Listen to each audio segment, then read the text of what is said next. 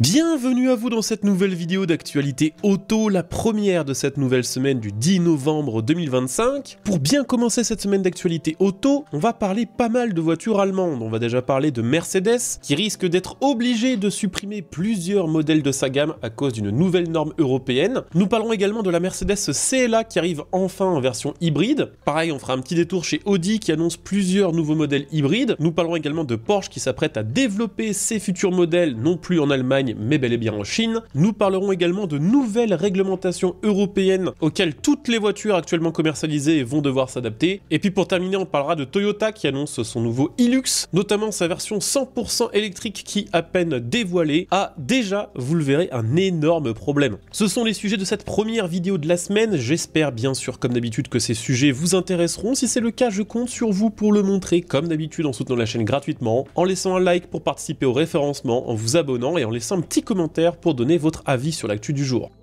Je vous le disais, nous allons commencer par parler de Mercedes qui se prépare à retirer plusieurs modèles emblématiques de sa gamme d'ici 2026 à cause de l'entrée en vigueur d'une nouvelle norme européenne. Tout vient d'une note qui a été distribuée en interne du côté des concessions Mercedes-Benz, une demande directe du siège à ces concessions de ne plus prendre en compte les prises de commande pour certains modèles, notamment en provenance de chez Mercedes-AMG, à cause d'une nouvelle réglementation sur le bruit extérieur, une nouvelle norme qui entrera en vigueur le 1er juillet 2026.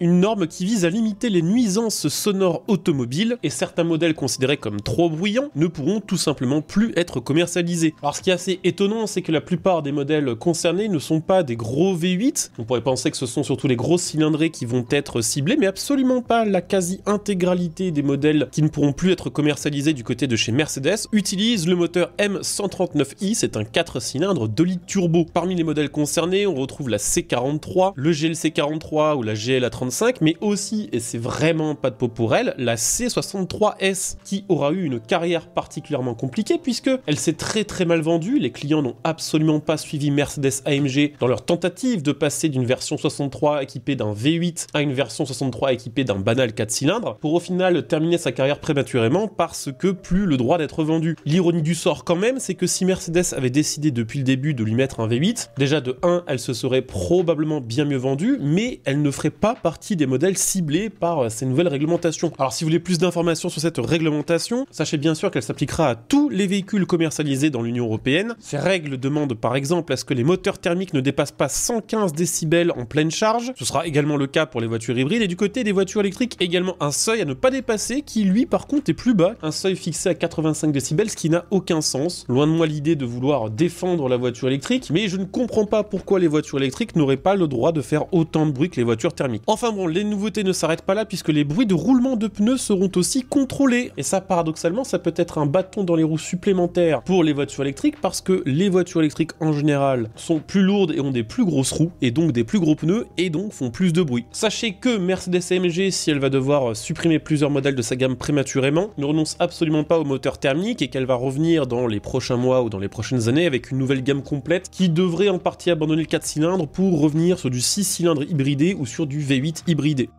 Toujours chez Mercedes, il faut savoir que désormais, les commandes pour la version hybride de la Mercedes CLA sont ouvertes. Jusqu'ici, seules les versions 100% électriques étaient proposées. Maintenant, l'offre s'élargit et la CLA se décline désormais en hybride 48 volts. Une stratégie qui, d'après Mercedes, sert à rassurer les automobilistes encore réticents au tout électrique. Ce qu'il faut comprendre, c'est que depuis le début, Mercedes sait très bien que la CLA 100% électrique n'atteindra jamais les niveaux de vente des anciennes CLA ou de l'ancienne classe A. Sous le capot de cette nouvelle CLA hybride, on retrouve un 4 cylindres 1,5 litre turbo essence associé à un système d'hybridation légère, un petit moteur électrique de 30 chevaux qui est intégré à la boîte automatique double embrayage à 8 rapports, dont l'énergie est fournie par une batterie lithium-ion de 1,3 kWh. Ça permet à cette CLA hybridée de circuler en mode 100% électrique sur de courtes distances, notamment en ville ou à vitesse stabilisée, jusqu'à environ 100 km/h. 3 versions sont disponibles, la CLA 180 qui fait 136 chevaux, la 200 qui fait 163 chevaux et la 220 qui fait fait 190 chevaux, en sachant que les deux plus grosses versions que je viens de citer peuvent être associées à la transmission 4 roues motrices. Niveau tarif, malheureusement pas de grosse différence par rapport à la CLA électrique, Mercedes assumant déjà depuis plusieurs mois remonter le tarif de ses voitures à moteur thermique afin de resserrer l'écart de prix avec les versions 100% électriques. La nouvelle CLA hybride commence à 48 350 € avec un malus qui sera compris entre 100 et 280 € selon les différentes versions. Donc pour faire très simple, l'hybride d'entrée de gamme et l'électrique d'entrée de gamme sont quasiment au même prix. Ce qui va être très intéressant dans les prochains mois, c'est de voir si les versions hybrides rencontrent un meilleur succès que leurs électriques vendus au même prix. Si jamais c'était le cas, il faudra donc que Mercedes se remette profondément en question pour trouver un moyen de rendre ces versions électriques plus attractives.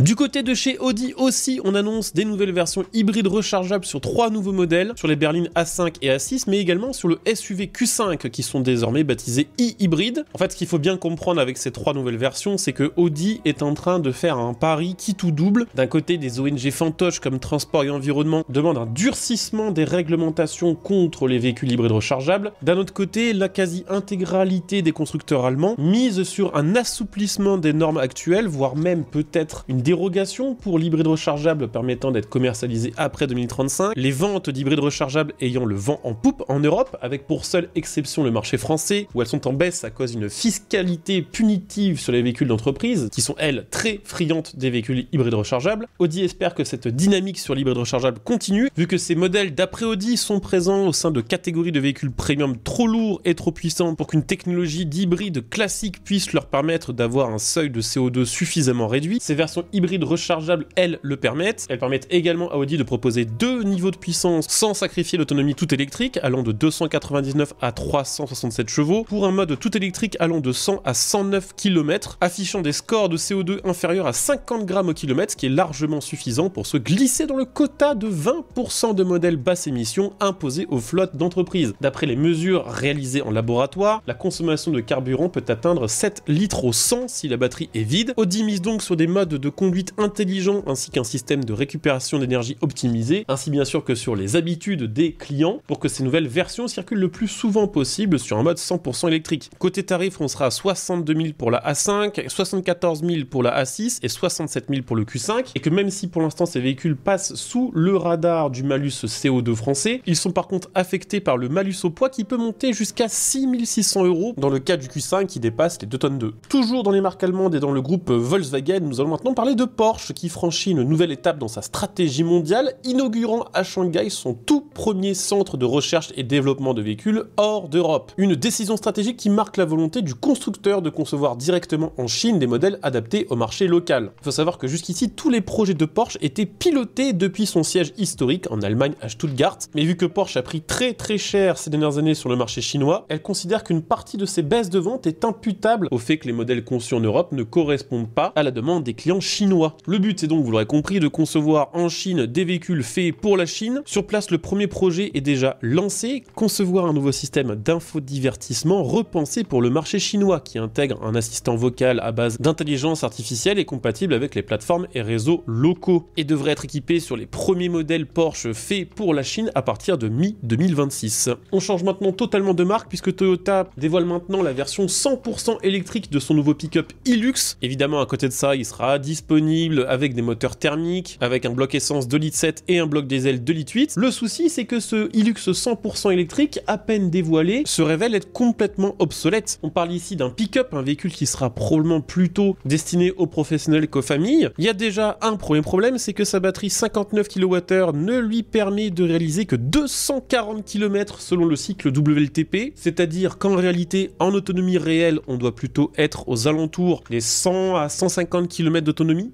complètement insuffisant pour quelqu'un qui utilise son véhicule pour travailler, et surtout là où le Hilux thermique permet de tracter jusqu'à 3500 kg et 1000 kg de charge utile, la version électrique se contente de 1600 kg de remorquage et 700 kg de charge. Là aussi, un problème pour les professionnels qui ont besoin souvent de remorquer tout un tas d'outils. Pour l'instant, même si on ne connaît pas les prix, on se doute d'avance que ce Hilux aura du mal à séduire sa cible. Et pour terminer cette vidéo, on va parler rapidement d'une autre réglementation européenne. On parlait avant de réglementation sur le bruit. Sachez qu'il y a une autre réglementation, la laquelle toutes les voitures vendues en Europe doivent maintenant s'adapter. Ce coup-ci, ça concerne la protection des données personnelles. À chaque fois que vous roulez, votre véhicule collecte des données sur votre conduite, votre vitesse, vos trajets, vos habitudes. Jusqu'ici, les informations collectées par les constructeurs étaient assez floues. Avec cette nouvelle réglementation, chaque conducteur pourra consulter gratuitement les données collectées par sa voiture, pourra les effacer s'il le souhaite, ou encore les partager avec un tiers, par exemple une compagnie d'assurance, pour bénéficier d'avantages personnalisés. C'est plutôt une bonne nouvelle pour les conducteurs, c'est plutôt par contre une mauvaise nouvelle pour les constructeurs qui vont devoir adapter tous les systèmes informatiques de leur voiture à cette nouvelle règle, aussi bien pour les nouveaux modèles que pour les modèles déjà sortis. Voilà, c'était les actus de ce 10 novembre 2025, j'espère que la vidéo vous aura intéressé, c'est le cas comme d'hab, n'hésitez pas à le montrer, en soutenant la chaîne gratuitement, en likant, en boostant, en vous abonnant, ou pourquoi pas aussi en devenant un soutien via le bouton rejoindre sous cette vidéo. On se retrouve dès demain pour la prochaine vidéo de la semaine, ciao.